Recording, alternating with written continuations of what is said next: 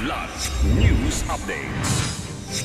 Mga balita ngayon, BFAR personnel sugatan matapos ang pambobomba ng tubig ng mga barko ng China Coast Guard sa barko ng Pilipinas sa Bajo de Masinloc. 5 dating rebelde binigyan ng lupa at cash aid sa San Miguel, Surigao del Sur.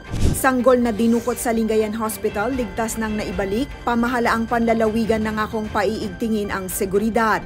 Ako po si Cesar Soriano para ihatid ang nangungunang mga balita sa buong kapuluan ngayon. Sugatan ng isang BFAR personnel matapos muling bombahin ng tubig ng mga barko ng China Coast Guard ang barko ng Pilipinas sa Bajo de Masinloc kahapon September 16.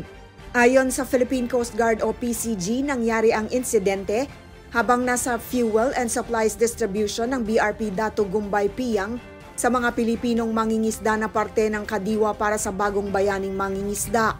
Pasado alas 9 ng umaga nang magsimulang bombahin ng tubig ng CCG Vessel 5201, ang barko ng Pilipinas na sanhi ng pagkasugat ng isang BFAR personnel dahil sa mga tumalsik na bubog sa nabasag na salamin ng barko.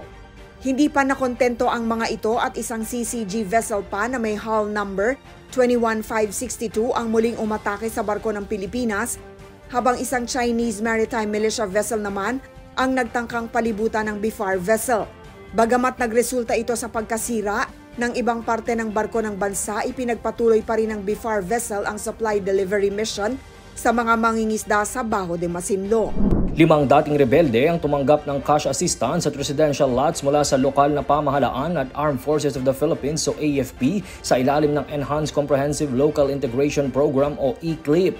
Sa seremonyang dinaluhan ni na Mayor Michael Corilla at mga opisyal ng AFP, muling tiniyak ng LGU ang suporta para sa pagbabalik loob ng mga friends rescued.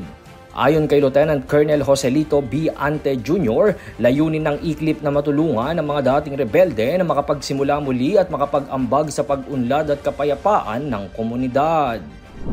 Ligtas nang naibalik sa mga magulang noong Setyembre 16 ang bagong silang na sanggol na dinukot sa Lingayen District Hospital noong September 14 ayon sa pamahalaang panlalawigan ng Pangasinan.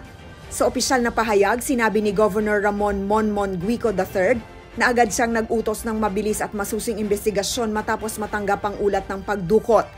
Nakipag-ugnayan ng Provincial Hospital Management and Services Office kina PNP Pangasinan Provincial Director Police Colonel Arbel Merculio at Lingayen Police Chief Lieutenant Colonel Junmar Gonzales upang masiguro ang agarang pagresolba ng kaso.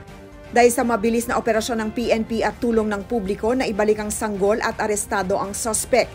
Tiniyak ng pamahalaang panlalawigan na paiigtingin ang seguridad at magdaragdag ng CCTV sa 14 na ospital ng probinsya upang maiwasan ang kahalintulad na insidente. Ako po si Cesar Soriano, kasama nyo sa bawat pagputo ng balita.